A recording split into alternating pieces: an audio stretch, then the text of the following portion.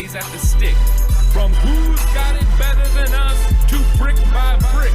It's always the 49ers way, from off-season to game day. Yeah, we talk back. It's the 49ers Cutback.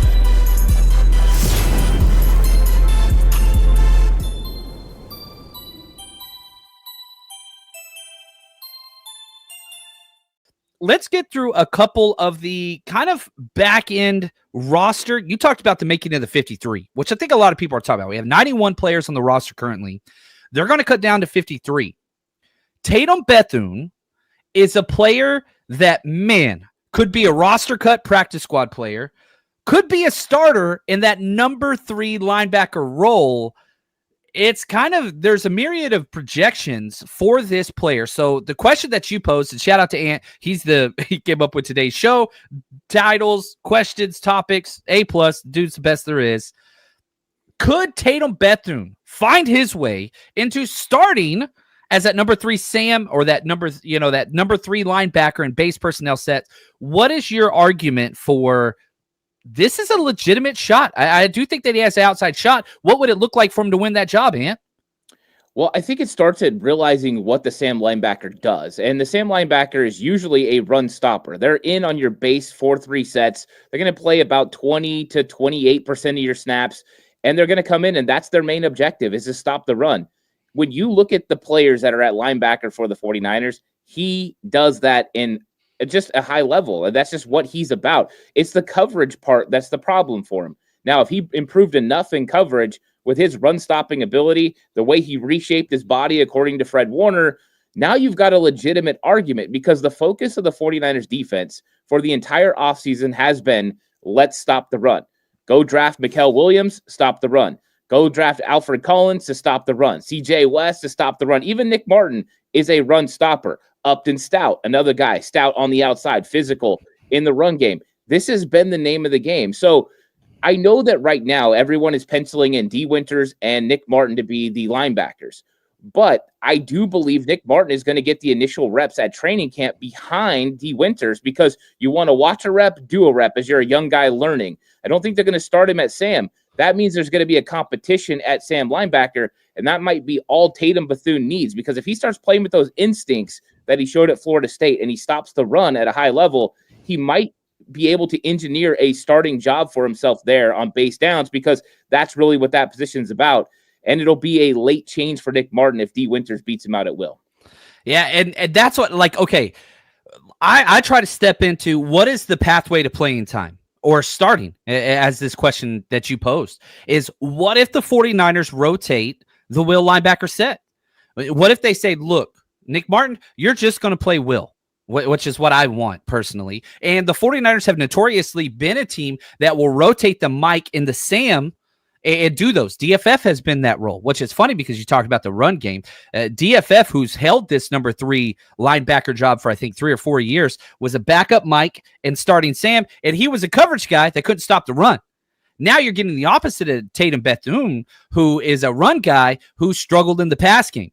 But if Nick Martin and D. Winters rotate at will, which is what I kind of want to happen, that leaves that number 3. And they just say, look, you guys only worry about this, because the number 2 linebacker, the will spot, you're out there 100% of snaps. Y'all focus on that. If we get this number 2 linebacker job locked up and solidified with one of you two, all's well. Fred Warner's going to hold his own. We get that number 2, we replace Dre Greenlaw, even though they're different players, but that's gigantic. Now, when we talk about Tatum Bethune, he played in 11 games last year, but most of that was special teams. He only had defensive snaps in 5 games last year.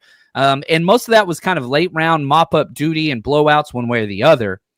But my favorite thing about what Tatum Bethune did last year, and again, we've highlighted this. We've both been at training camp, and anytime they do the one-on-one pass scale, whether it's linebackers versus running backs or tight ends, Tatum Bethune is getting dusted by everybody.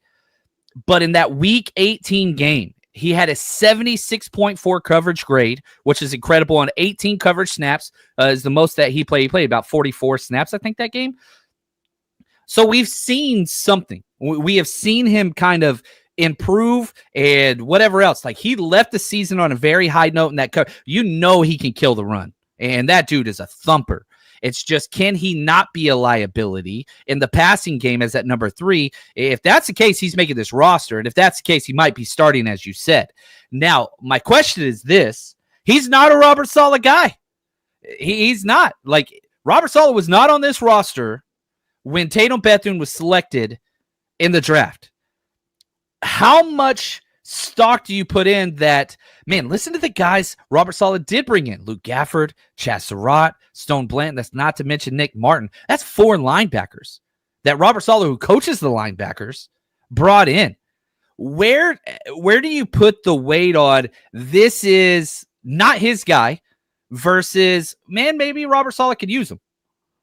Yeah, I think he's a different makeup. I think if you look at the 49ers linebackers Robert Saleh normally gets, they're usually hyper athletic, undersized, and that's not really Tatum Bethune. I mean, he ran a 4.75 coming out of Florida State, so he's not hyper athletic. But I think that Saleh, when you look at some of the guys that they did get, Luke Gifford's not exactly hyper athletic either. So they do have a little bit of a similarity there. Now, the difference is Gifford's extremely good on special teams. Tatum Bethune struggled last year on special teams. He's going to have to get better in that area to be a depth player for the Niners. But I think Robert Saleh enjoys instincts, and instincts are something that sold them on a guy like Dre Greenlaw, who people said was too small and too slow coming out of college. And so I think that Tatum Bethune's instincts could make him a Robert Saleh guy. But you're right. There's no direct connection to him. And so I think with those guys, they have to play better than even anticipated. That's why that he went out and reshaped his body. That's why he's trying to get a tick quicker. And we know in football, if you're a tick quicker and then you understand defense, the defensive scheme, and you could be a tick quicker there, that's the difference between you missing a tackle and getting there to make the tackle. So yes, he's not a solid guy, but I think he could become one quick, kind of the way that D Winters has, where Robert Saleh is like, oh, if he does what he's doing right now, he's going to have a big season. I think that is something to remember. But yeah, he's always going to kind of, Nick Martin's one of his guys. And so that's the thing. These guys are going to have to beat out somebody that Robert Saleh already envisions a plan for. Yeah. And, again, on our roster countdown, just on this season's impact alone, a little bit of a spoiler, I have Tatum Bethune 51. So I have him making the roster, but it's just like, man, there are so many linebackers. How's that going to shake out? And I would love it if Tatum Bethune was starting as that number 3 in special teams, because I think that he has something to offer. So that